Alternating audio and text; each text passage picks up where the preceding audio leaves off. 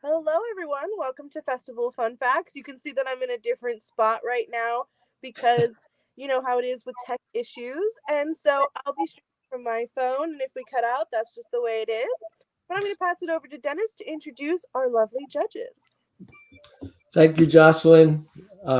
It's a pleasure to have three distinguished New Jersey State Solo and Ensemble Festival adjudicators with us. Amazing musicians, amazing educators, and terrific adjudicators as well. I'm going to introduce them individually, and what I would like to do is ask them to tell us a little bit about who they are and what journeys they've taken to get to this point, especially with regard to the New Jersey State Solo and Ensemble Festival family, so to speak. So I'd like to say hi to Dr. Deborah Confredo, who, by the way, those of you out there in Streamland, is the newly elected president-elect of the National Association for Music Educators. So yay, Debbie. We're thrilled. I'm thrilled to have the president-elect as one of our adjudicators. So congratulations on that. I'll hopefully tell us a little bit about that too. Thanks, Dennis. And then Dr. Anna Kaiserman, who's one of our piano judges, a faculty member at various universities in the state. And I'll let her tell a little bit more about herself.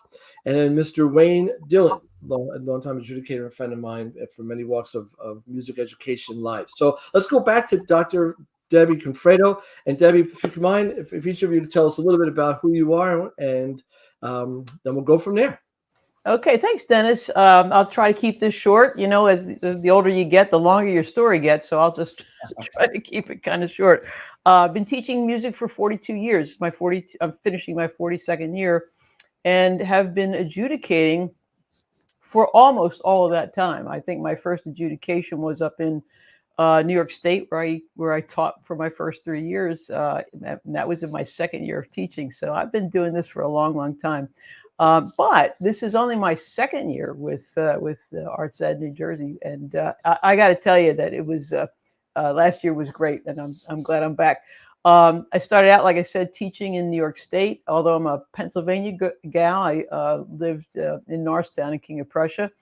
Although most of my family now has moved to New Jersey, so there you go. And then I came back down to Pennsylvania, taught high school for quite some time in Harrisburg. Went up to Penn State, finished my master's there, and then from there went right down to FSU to do my PhD in music education, although I did spend a lot of time working with the conducting classes down there. And then from there, spent some time teaching at Illinois State University, went down the road to University of Illinois for some time, and then came back home to Temple University, where I'm finishing my 20th year there as professor of music ed. I also developed their online master's program in music education and took my show on the road. So while I'm still teaching for Temple University, my husband and I are now living in Louisiana. So we're doing everything remotely and have been since 2019. I left a couple bands in my wake, and that was very sad, but I picked up some other things to do down here in Louisiana. I'm a saxophone player by trade, although just like any band director, and orchestra director, we learn to do a lot of other things too, but primarily sax, and that's what I've been adjudicating for you guys. And how I got involved in it, Dennis, I think you're probably a better person to answer than I. I think Dennis said, "Hey, will you do this?" And I said, "Yeah, okay." And it's just an incredibly enjoyable experience. Yeah. Jim Shealy. Jim Shealy was our point of contact there. That's right. It was Jim. You're right. Yeah, Jim's a good friend. Jim and I went to undergrad school, so I've known Jim since 1976. So, and it's amazing because we're only 45. So there you go. Exactly. I know that sliding scale of age. I just did 45 for the 14th time the other day. So yeah, absolutely. Yeah, and Jim, is another great educator and musician and administrators. In fact, I asked Jim and his wife to do some guest speaking, and I teach a class in teaching music to students with special needs. So perfect. The two of them are going to come and do a little guest shot. So that's great. That's great. And Deb, thanks so much. Let's go to Dr. Anna Kaiserman, and let's hear from her and her journey, please. Hello, everyone. My name is Anna. I'm still jumping out when someone calls me doctor. My story is, of course, much shorter. Actually, it's funny. I graduated from the Gnesens Academy of Music, Moscow, Russia, but we were forced to teach. And honestly, when we entered the conservatory, we all were thinking that we will be only solo performance majors. We will never be even thinking about teaching career, but we had to teach from the age something like 16 when we had supervised students and everything, and that's when my teaching career began. After that, I moved to United States and I finished my master's at the University of Minnesota. And I love Minnesota, but it was still too cold. In Russia, it's not too cold. At least in Moscow, it was not like that. So I continued my journey to New York City. And now I'm currently residing in New Jersey. I finished my doctoral degree in piano performance at Rutgers University.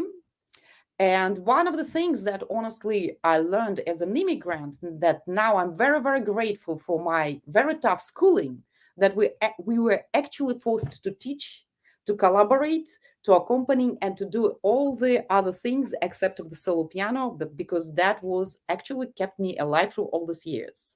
I was very lucky after graduating in 2019 to become a assistant professor of music at Raritan Valley Community College, Bridgewater, New Jersey. Even, believe me, I was applying everywhere in the country, Alabama, Mississippi, and everywhere you can only imagine. And also, I serve as an adjunct professor at William Patterson University.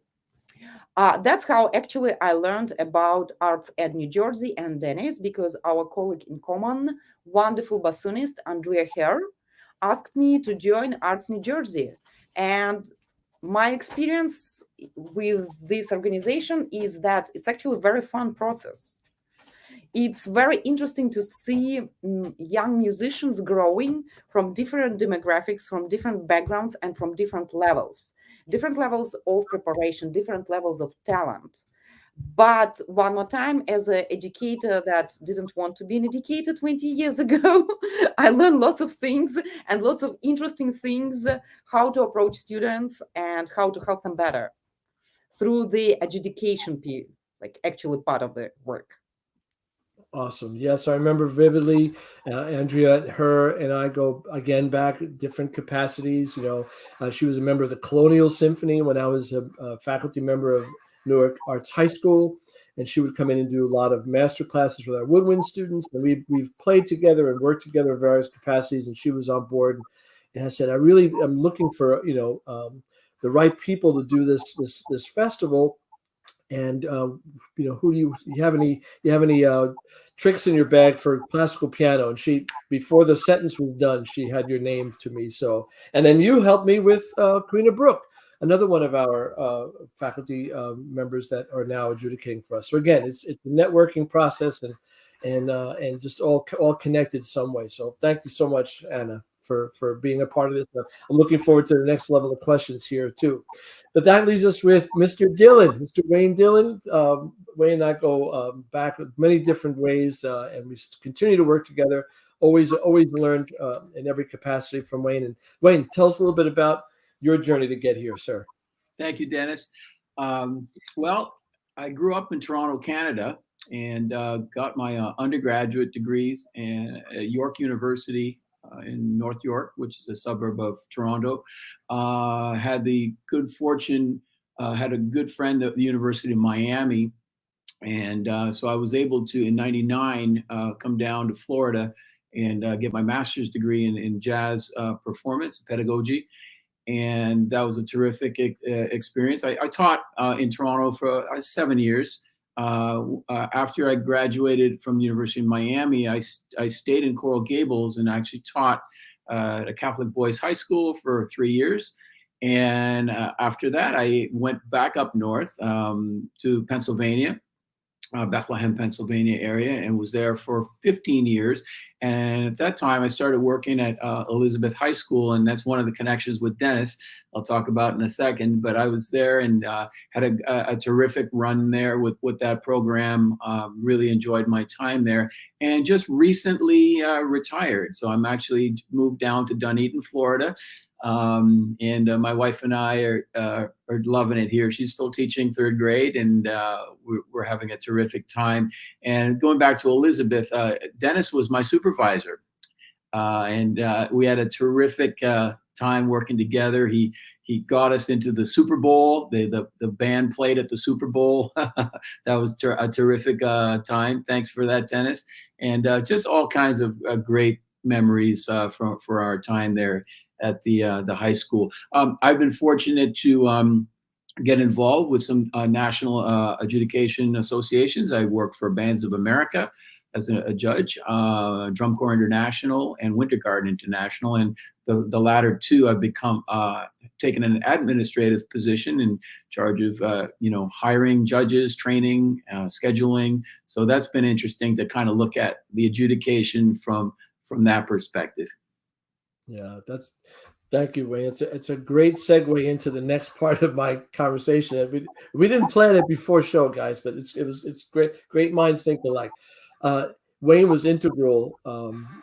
Deb and Anna, Wayne was and Jocelyn. Wayne was an integral part of the team we put together when we designed this festival, because of all the things that were being canceled in the state and so many opportunities being taken away from the kids. We researched, Bob Morrison, Arts Ed, we searched for what can we do, and we came up with this virtual festival. Very fortunate to have Wisconsin loan us their repertoire, 11,000 plus titles, and Music for All was helping, and Competition Suites helping. That's all great, but we needed a rubric. We needed to come up with something to be able to adjudicate the kids. So Wayne was a part of the 25-member team from various capacities, mostly teachers, but there were a couple of administrators because I wanted that mindset, that organizational mindset as well. But we had string folks and piano folks and guitars and winds and all jazz, as many different facets of what we offer on the team.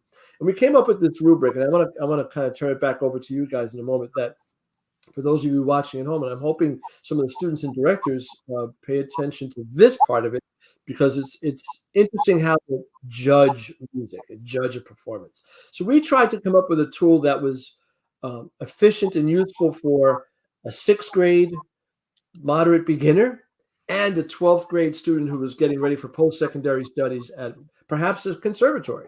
And it's not always easy to do, right? Especially in an 8-minute video, a 6-minute video, right?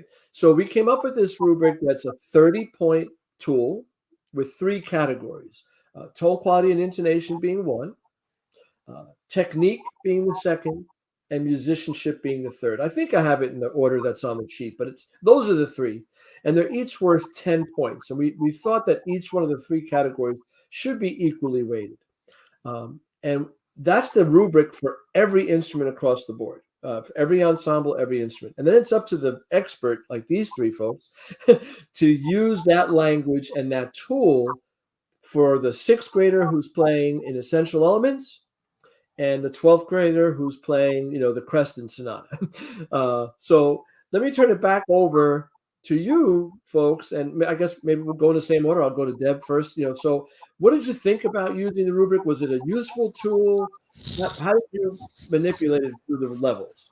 Yeah, Dennis, first of all, I agree that it's hard, right? So because you have some kids who are really just kind of beginning, and then other students who are ready to, go off and tear the world up in terms of their music performance.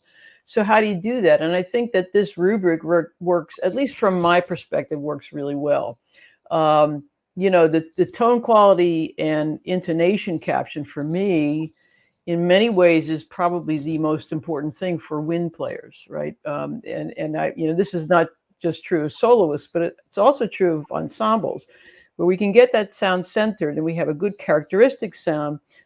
Then the intonation often comes along with that, or at the very least, it's not too far off. If we can get that sound centered and sound absolutely beautiful, first of all, it's really wonderful to listen to from a listener's perspective, and I think it's reinforcing for the student. The technique, is a matter of muscle training, and I don't want to diminish it at all. But if you don't have that tone quality, you can have all the technique in the world, and it ain't gonna matter, right? Because I want to hear something, we all want to hear something that's beautiful. And that leads us to the artistry portion of it, the musicianship portion of it. And sixth graders can show musicianship at that sort of entry level in the same way that a almost graduating senior can show it. And I think that, and I would be surprised if my colleagues here would disagree, that we listen to each child from where they are, right? So if they are a beginner, and we know that from the music that they're playing, I don't mean rank beginner, but they're developing. That's a good word for it, developing musician. I'm going to take that 30-point rubric, and I'm going to shift the standard, not by lowering standards, but by shifting it so that it applies to somebody in that category, somebody who's developing musician. So I might assign like a 24 to a child who is developing. Might also assign a 24 to somebody who's getting ready to go to Juilliard. But they have the same implications. How was the tone centered for what they can do, right? Did the technique match what they chose to try to do for us? And then when all those things come together, did the musicianship tell a musical story? And at that point, I'm listening to how somebody's breathing, how somebody's phrasing, the pauses, the moments of rubato, if that's appropriate. The tempo, is the tempo consistent? All of those things. So just kind of to recap, because I want to give everybody else a chance to talk too.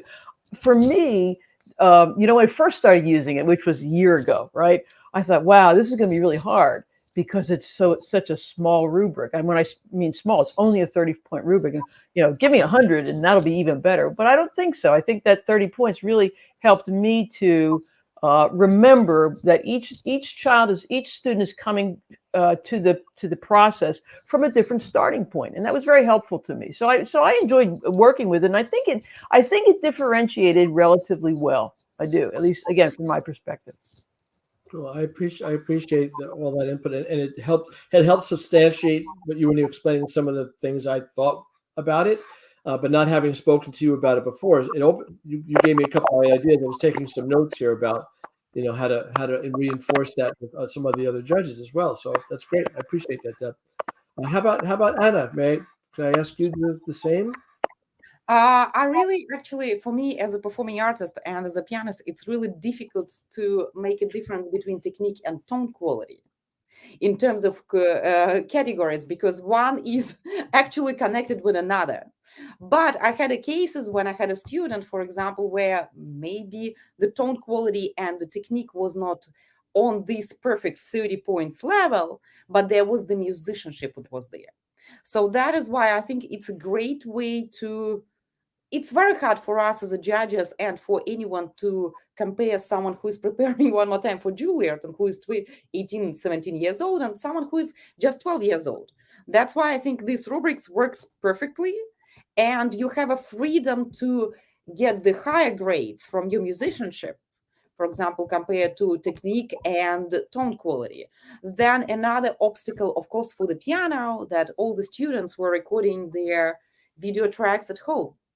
And unfortunately, not everyone is so lucky as a pianist, judging myself, who is lucky to have my Steinway, have the Steinway at their home. So this is all the things that you take into the consideration. And at the end of it, I think you can really come up with the fair grade, even if it's like tone quality was not so great, but you're looking that the kid is actually, or the student is performing on the spinet piano. You can see his musicianship and advance his level through that. I honestly really enjoyed also competition suit, because you can actually watch the video, look at the score, and make the comments in the real time, which is very helpful for us as a judges and also helpful for the student, because usually on the competition you receive just the comments from the judges, and this is 2 sentences. This is not such a detailed and thorough feedback for them. Yeah, I appreciate that. Yeah, totally. You know what, Anna, too, I feel so silly. I didn't take into account that the instrument that the students may be playing on was such a major variable for piano, probably more so than any other category. And I may have to revisit that with the adjudicators for this next spring festival to take that into account. Because one of the things, and I'll segue into this. One of the things that we tried to do with this festival too was, it had to be a live performance by the student, no editing. And it could be unaccompanied if they couldn't get an accompanist. If it was a live accompanist, they had to show the accompanist, but they also could play to a backing track. But there had to be no mixing or editing because we didn't want to. We tried to make the festival more about the musicianship and the performance than the production. We didn't want the kids, the haves, to have a better production than the have-nots because of video editing equipment. But that's interesting. We'll have to take that into account in terms of the piano. So. Wayne, let's get to you and see what did you think about the tools and the use of them. I really liked using the rubric. I really was intrigued with what Deb was saying about the paradigms that are created depending on the level of the student and the solo. And it allows the adjudicator to get into some different roles. For example, the teacher, the counselor, the critic.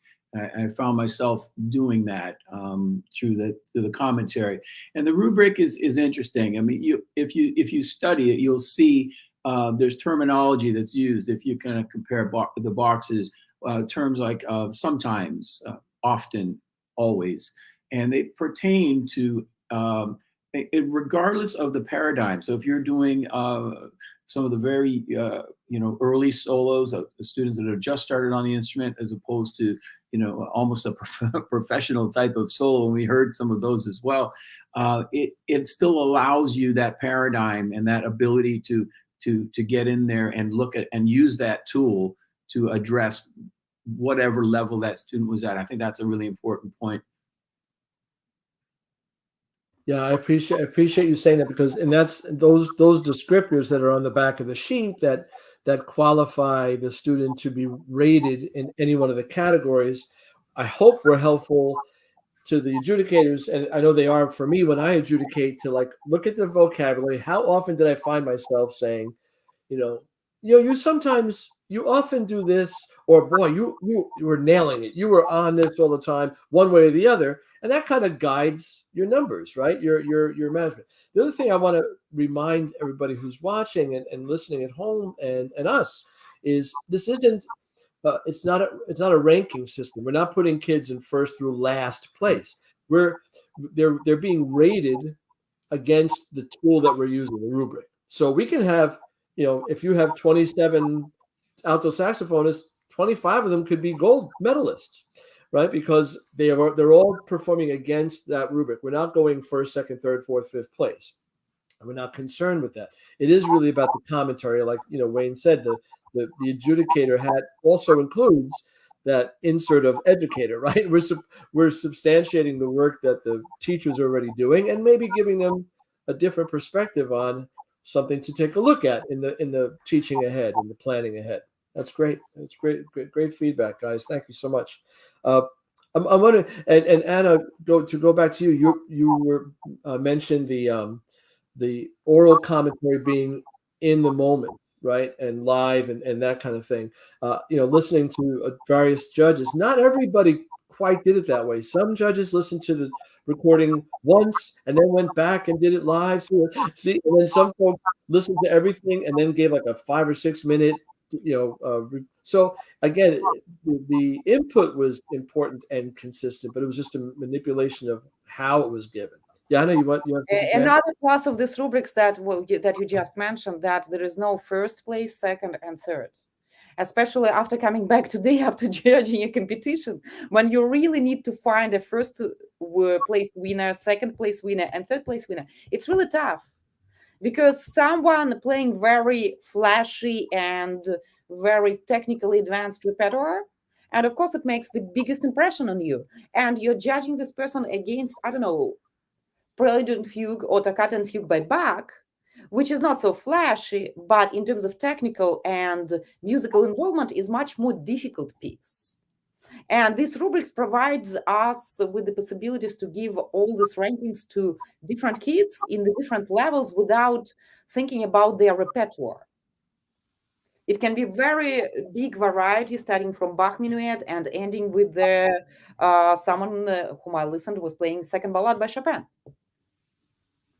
Gotcha. And that's important. I appreciate you saying that again, and you're reaffirming what Deb and Wayne had said. And this is especially for my brothers and sisters out there who are middle school or teaching beginners at the high school level. It's okay for a 10th grader who's in, the second Sound Innovations book to go ahead and record themselves a video and submit and be commentated and receive commentary from one of the three of you or one of our other adjudicators, just to substantiate the work that they're doing. It doesn't have to be a concerto movement or a sonata movement. Deb, did you want to add to that? Yeah, I wanted to kind of go back to what Anna said about, the speaking in the moment. And, of course, during the pandemic, a lot of things changed, obviously. And some may be looking at, some folks out there maybe saying, well, it's a recorded adjudication. It's not live. It's, that kind of thing. From my perspective, well, let me stop. I got my studio teacher on when I did this, right? It's like, oh, cool. I'm going to get my saxes set up and I'm going to just kind of listen and then I'm going to teach. And, much to the chagrin of some of the students, I think, because my commentary went on for, in some cases, more than 10 minutes. But using the recording, I think one of the beauties of using the recording is that you can stop and start it. Now, my process was I would always listen to every student all the way through first, just to get an idea, And frankly, one of the things I loved about each recording was especially the younger students who would introduce their piece, and they did extra work and they talked about what a partita was or whatever it happened to be. It was just so it was wonderful. So there's some good teaching going on out there, I think. Then I would listen all the way through, and then I would go back and play it again, introduce myself, and say, "Hey," to the student, "Forgive me, but I'm going to start and stop as we're going along because I know there's going to be things that I want to talk about, but I don't want to talk over your performance." So, and that's what I would do. I would stop the recording, and it would be playing in the background so that they could hear where they were, and then I'd have my horn there, and if it was something that I could demonstrate better than I could articulate through words, I would do that. And so for me, that was one of the nicer things about using a recording in real time. And Anna, you're right. I just got back from North Dakota. I listened to 28 bands, full ensembles up there. And we had, there's 15 minutes on stage and you're talking as much as you can. And as you're speaking, you're missing things. And you write a couple things down, but then you're on to the next one. So, and there's value in that too. There's great value in that. So, I don't know. I just appreciated the format. I really did. Cool. And on the other side of this equation, the students and teachers so far have been really over the moon about the fact that they can download your commentary now and the rating sheet that you gave them and work from that. It's not like you said, a lot of the festivals, you get a sheet, you get a number, and see you next year. But and I understand the reasons for all of that, and you can't. But the pandemic, in our particular case, has given us the luxury of being able to do this, right? So, and again, Deborah and Anna, Wayne knows this as an educator in New Jersey. We don't have a solo festival here. That kind of we have region and all state festivals that students audition on a given solo piece, like everybody plays the same solo, but then they receive a number and they're placed in an ensemble. So there's no feedback, there's no oral feedback from the judge. It's just a number and an ensemble assignment, and that's not really celebrating the solo accomplishment, so to speak, right? And then there's no freedom up to what solo you can pick. I mean, we have 11,000 titles that Wisconsin has shared with us, but students are allowed to go outside of that as well. We had students do, original compositions this year, and we're introducing modern band and Latin ensembles, and so it's really been great so far, and I appreciate your input with this. So let's. I'm not sure where Jocelyn is. I hope she's okay. I know that she disappeared from the screen, and she's supposed to be running this. So we're flying solo here, guys. Let's talk about those of us watching at home. We know, and hopefully some of the kids that have already registered in the last couple of days will be tuning in. What kinds of advice? This is where I really want to pick your brains. You've watched a couple of hundred videos between this and probably thousands in the last year, and traveling to North Dakota and New York City now. And I know Wayne's been all over the country as well these last several weeks. What in our format, given the circumstances, students have no time minimum, right? But there's an 8-minute time maximum, wide range of repertoire selections. But what kind of advice can you give the kids to prepare for these video submissions, to put off their best selves? I'm gonna go in inverse order this time and start with Wayne, if that's okay. Thanks, Dennis. I wrote down, I just jotted down a couple of notes. My first thing would be preparation. I think it's the key component, to allow yourself time to prepare and kind of have a sense of what it is you're playing, what might be the challenges. Dennis mentioned the time frame, and get a sense of working backwards and with how much time you might have, because we're all busy and we're all doing different things. And I find with these types of festivals, it's usually that student that's involved in a lot of things. They're doing this. These are our overachievers. These are our tomorrow's leaders that we're seeing at these festivals. And so again, it's a question also of time management and understanding how much time you have, what's involved with the solo, and how am I going to best prepare that. More specifically, once you're in and you've kind of come to terms with that, how do you break it down? What do you work on? Do you spend most of your time on the more maybe technical parts? Is it expression? Is it a dynamic range that you're trying to convey?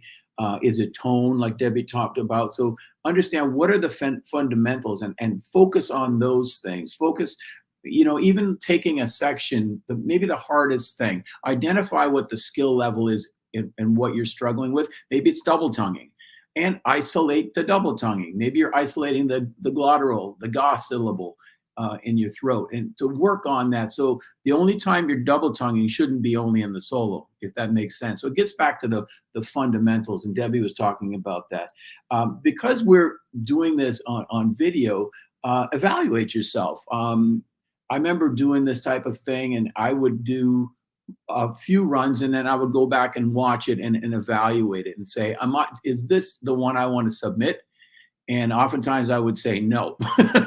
And I would map it out, create some time the next day and go at it. And it's amazing how much, if you give yourself that latitude, and that's part of your preparation, time management, how much better you'll be that next day when you didn't hit the submit button.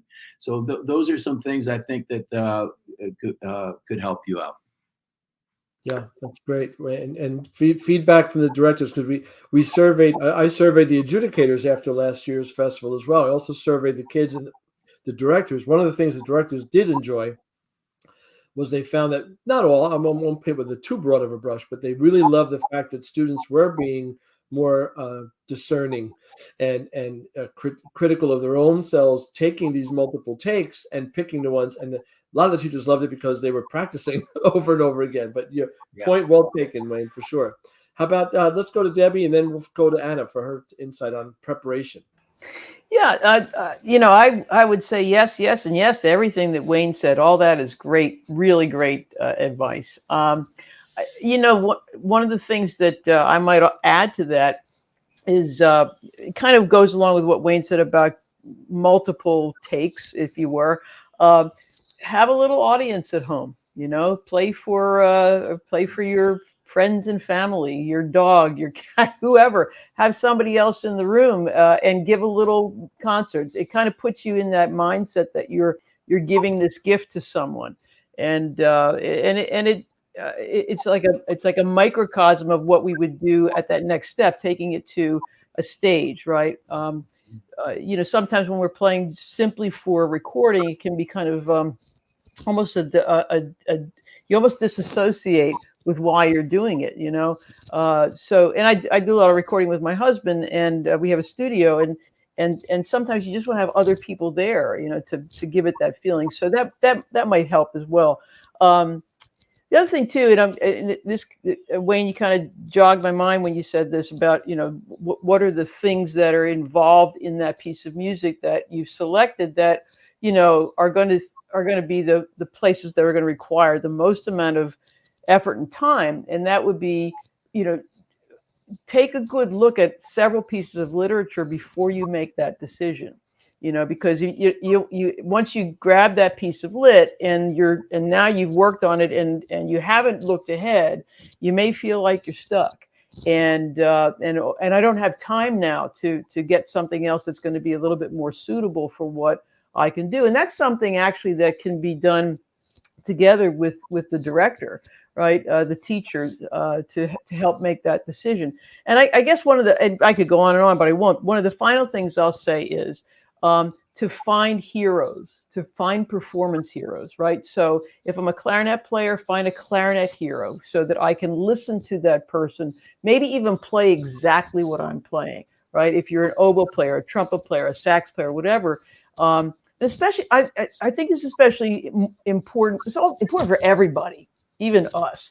But for young people who may not know who the big names are in that area of performance, that's where the teacher is going to really come in and play a critical role. Help that child to find, who's doing the best work out there. I remember this past winter, there was one little guy, sixth grader, I think. I forget what they were playing, and I thought, I wonder if there are any recordings of this. And I just scoured YouTube, and there's some teacher out there who was teaching that exact same tune to their kids, and she played it, and it was a great recording. I wouldn't call her the best sax player in the world, but she was really pretty good, and it was a good model. So, and I don't have any problem at all with listening to these tunes in advance so that you have a model in particular for the musicianship piece of it, right? That I think, Wayne, you use the word expression. Sometimes that's a little bit elusive to, especially to younger players. So that's I guess the final piece of advice that I would offer. And that's what makes the Wisconsin Library. I'm back. Hi guys. But that's what makes the Wisconsin Library, and on my computer, wonderful. I found it. It's great. But that's what makes the Wisconsin Library so great too, is that it has such diverse pieces, and then has some pretty famous pieces and some lesser known pieces. And so it's very broad, and so students can spend hours on there looking around, checking out what they like, and that's why it's very valuable. Like, I totally agree with you, Deb, that you go and you should listen to it beforehand to understand what you're going to be engaging with. It's not even what you're going to be reproducing, because it's going to be different, but it's what you're engaging with. Absolutely. Very cool. Thank you, John. Anna, what have you got for our pianist world in the ensemble? From the pianist perspective, honestly, I learned so much even after listening the first 2 recordings of the festival participants, because first time in my life teaching a private studio at home, then at the university, I asked myself a simple question: how my students sit with the piano when they practice? And this is the question that actually I never did before. And after the observing certain videos, we're talking about proper position of the hands. We're talking how to hold clarinet, saxophone, trumpet, please forgive me, everything. But we're not talking simple things, how to sit with the piano. And we're not talking enough of it that actually your posture can really influence straightforward your performance. If you're sitting too high, too low. This was one of the lessons that I learned for myself from that. Another thing, that I can say for the future participants, is really to think smart about your repertoire choices. One more time, because this is such a great rubrics that allows us to compare absolutely different pieces. It doesn't matter if it's Ballade by Chopin No. 2, or Clair de Lune, or even the simple Minuet by Bartkiewicz. It's the same musical approach. Please do try to find a repertoire that really is accessible to you in terms of your understanding. Because lots of students, when I talk to them, and actually with even Raritan Valley community college students, I discover a phenomenon that the students, when they're looking at the score, they're looking at the notes, but they are not looking at the everything which is behind the notes, which is actually more important. Articulation, some kind of stupid slurs, some kind of other markings in some kind of weird languages that they don't know. But try to absorb all the score and find really piece that you can express yourself. Another thing that one more time helped me through the festival to understand, even for myself as a performer, if you have a recording project that, for example, is happening, I don't know, let's make it May 1st. Do your first recording on the April 7th, the latest. Then give yourself one more week, practice it, listen to it, understand your own mistakes, and then do one more, and then do one more. And then by the 1st of May, you will have really big pool of the recordings that you can choose, but you can see how you grow up as an artist. Mm-hmm. For myself as a pianist, when I'm preparing a solo program, what I'm doing at home, my poor cats and dogs, I'm sorry. I'm just sitting and playing the whole program through, even if it's like 1 hour and a half of music, and I'm making lots of mistakes. And I can be also having some memory slips, or I forgot articulation, or it was not musical, but I'm keep going. And after you keep going for 3-4 times, like every, 4 or 5 days, you build up certain kind of stamina and certain kind of ability to think in advance. And that's how you avoid your own mistakes. And this logic can be approached to any piece, 3 minutes long, 5 minutes long, 4 minutes long. But one most important advice, guys, never put it on the last night. It's not going to be good. Yeah, procrastination is not your friend in this endeavor, for sure, right? And it's great advice. I mean, I think the word preparation might be, the overarching message here. Preparing yourself and your own schedule, preparing your audio, your video, preparing obviously the music, preparing how to select the music, right? Most of these folks come so well supported. A lot of the parents reach out, the students reach out. I get tons and tons of emails, which I love. Keep them coming, and text messages. I love the communication. But during this program, I'm answering texts and questions about the festival registration from teachers who are concerned about their kids. And so there is a support group, there is a foundation there.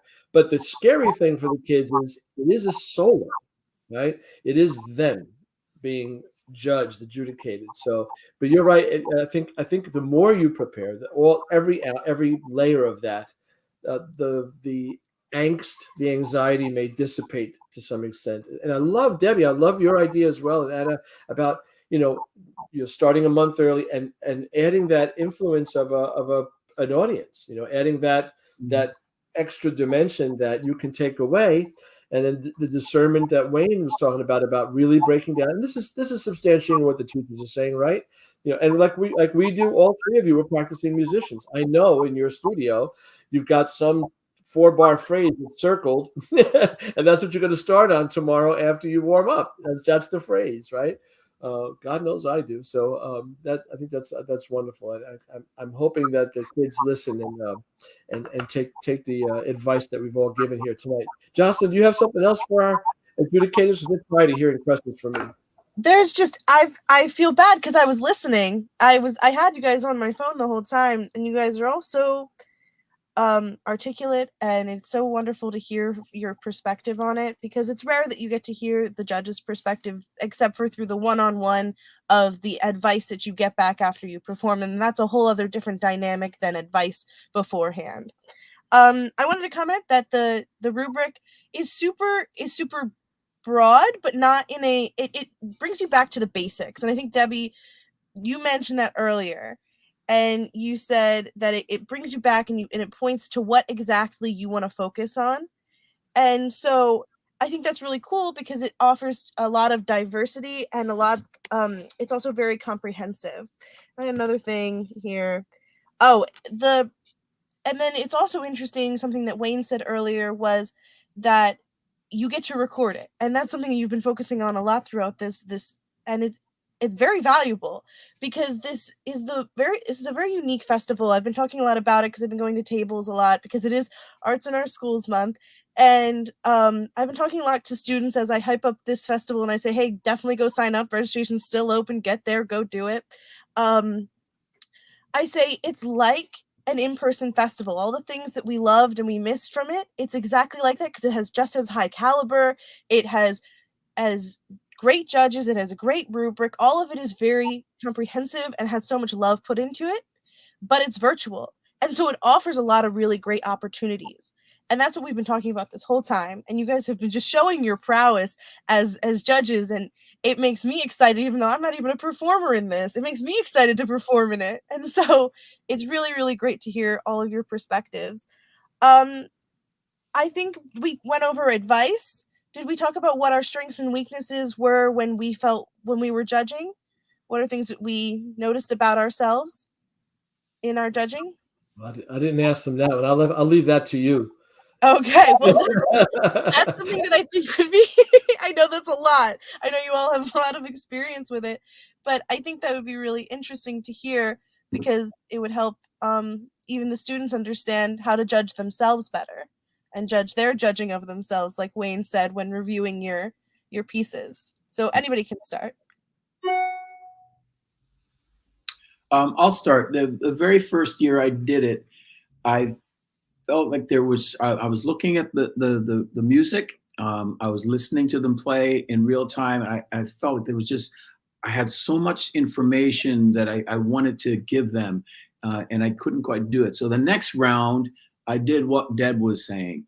I would go through all of the solos. I would watch them all and listen to them and formulate my thoughts on them. And so I felt that the discussion about the solo flowed in a much better manner, and I was able to, give specific things in the solo, whether it be a rehearsal number so I was more comfortable with that whole process because there's so much information you can give. And the other thing I like to do is at the wrap up at the end, if there's anything that you felt like you didn't want to spend too much time on this because you're doing it in real time, you can certainly address that at the end in the recapitulation when you're talking about all of the concepts or maybe things to think about going forward.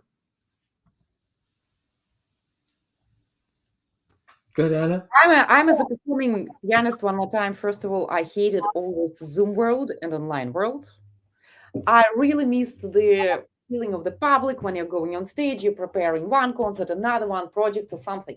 But actually with the competitions, one more time, what I witnessed, for example, today, we had a wonderful boy who is 14 years old.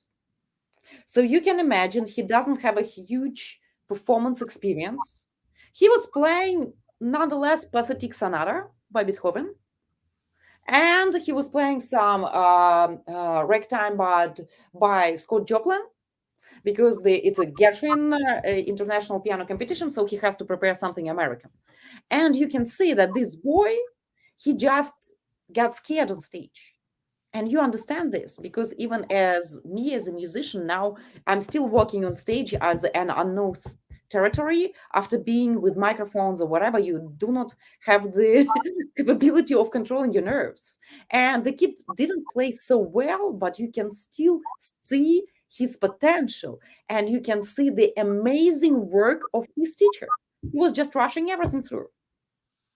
And this is the things that actually online festivals and online competitions can provide us with the extra tool, even when we are back to the normal after COVID way, because you can record yourself, you can present yourself in your best and still have an opportunity. Another question, as I know, there are lots of musicians who have really performance stage fright. Can we just cut them off? from the older perspective of the great, I don't know, recording artists. How many years Glenn Gould never performed in the public? I don't know. So I think COVID taught us to combine all these things together, and it can bring performing arts to another level through this kind of collaborations. And please understand me correctly, I hate online concerts.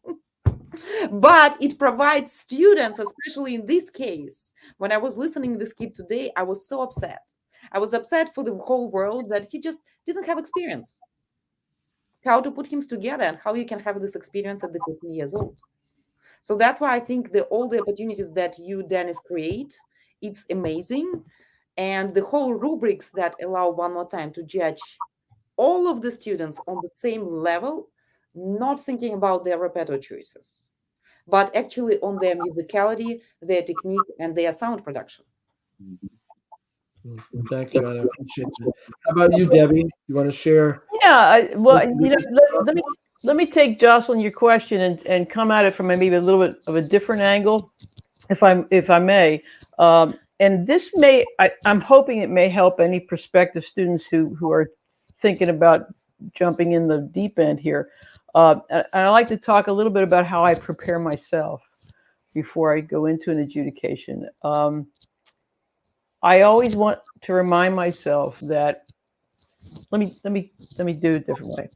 When I teach undergraduates, these are pre-service teachers, I always have them do a shoe tying exercise. Now, what does that have to do with music? Nothing, except that we've been tying our shoes forever. So they tie their shoes 2 or 3 times, and then I tell them to write a task analysis as far as how you would teach somebody how to tie their shoes, and they can't do it. It's not because they can't, but it's because it's been so far from when they had to think of each tiny little step, right? So I use that analogy to remind myself that I've been a musician for most of my life, and when we get students who perform for us, they're coming to us asking for our help, right? And I have to remind myself that you were there at some point in time, right? And the way to underscore that is, if I pick up a different instrument that I haven't played in a long time, I am right back in their shoes, right? And so it gives me some humility to be able to listen to them and understand where they're coming from, and also it helps me to couch what I'm saying so that I hope it's positive and not just catching mistakes, but did you hear that? Here's how we can make that better, right? So catching something with a teaching technique, which is what all of my colleagues here do, and I'm sure what their own personal teachers and their directors do as well. So that's how I prepare myself, which is, it goes all the way back to the first question you asked, Dennis, about the rubric. That's what allows me to use that very same rubric for every child who is at a different level. It's how I come to that the task of adjudicating them. So anybody out there who's thinking about doing this, we are emblematic of every one of these adjudicators that works with arts ed. How do I know that? Well, I went on the website this year and I listened to other adjudicators, and I'll tell you what, I was so amazed and happy to be part of this crew. You've got some good folks who are working on behalf of all these young musicians in New Jersey. So if you're thinking about doing it, all you students out there, I would absolutely do it. It's just a great experience.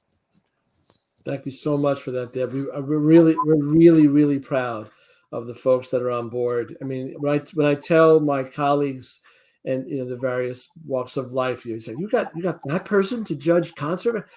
Jeff Grogan came back to judge some orchestras, and I can go on. And you could go to the website and we release our adjudication staff, and they listen. Nobody's getting rich on this endeavor. I'm sure you can see by the smiles. I'm not even going to say what these folks are not getting paid, and to hear them say, "Oh yeah, listen to that recording 2-3 times," I'm like, "Oh my God, I couldn't even think about paying you for that." But it's really for the love of what you do, and the kids, right? It's all about giving back to these kids and the legacy to leave behind. So hopefully someday they're in your seats talking about how you influenced them, and they're doing it for the next generation. So we're so thrilled to be back for the spring event. Like I said, we're looking to expand. We have Little Kids Rock with us this year now, doing some modern band. We had a bunch of groups coming out of a high school in Jersey City, kids composing their own material. My heart was filled this past fall when a young middle school student from Passaic composed a piece for his string orchestra at his G&T school. So the orchestra entered in their category for performance, but he asked if we had a composition category. We didn't. But I said, go ahead and enter. And I got a key poll on Wayne, gave him a commentary on his composition, right? I mean, so here you have Key, one of the prolific composer, arranger, providing commentary for a middle schooler in Passaic on his composition. So this is the kind of stuff, the beautiful stuff that is not in the fore, but we hope that it all makes a difference down the road. Listen, thank you, all three of you, again, for being with us this evening and helping us bring to light what goes on in the inners of Competition Suite. That these are real people with real lives, giving you great commentary and all this life experience and musical experience. And Jocelyn and I are going to wrap it up. I was just about to wrap it up as well. So pretty good timing. I wanted to add one more thing about the competition in general, and then I wanted to talk about some things that are coming up for Arts at NJ in general. But I wanted to say that the judges are here to help you, to the students.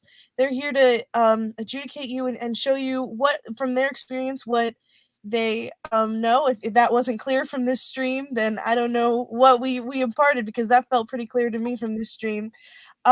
Which means that when you're judging yourself and you're streaming and your videos, you should be trying to help yourself instead of tearing yourself down. And so I definitely want to mention that, because I've been talking to so many students and they say they can't do things, and I'm like, you definitely can. Look at you, you just did it, and you can keep doing it. And so that's what we're all here pushing, is that we want you to do it, and we're excited when you do.